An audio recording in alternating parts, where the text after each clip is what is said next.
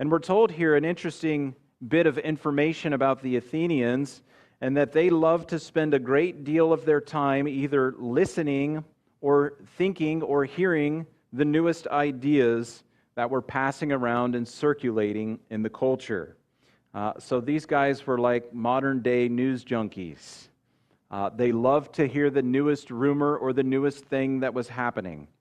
And so then they would hear these things, they would make judgments about them, they would argue about it, and then they would come to a conclusion.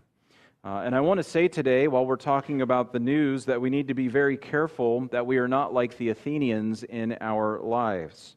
It is very easy to get carried away with the news cycle of today, or the newest conspiracy theory that is passing around in our culture.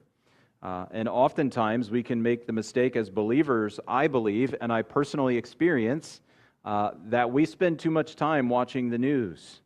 And I would simply say that if you find yourself upset about the current events, just don't watch the news. Just turn it off and read your Bible and you'll be just fine. Because we really can't do anything about it anyways at the end of the day.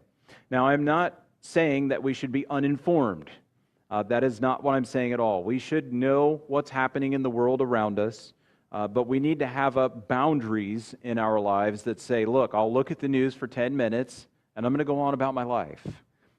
So we need to be very careful, I think, that we don't become so focused on the newest thing that's happening, in that we lose our relationship with Jesus, or we spend more time with the news than we do with the Lord.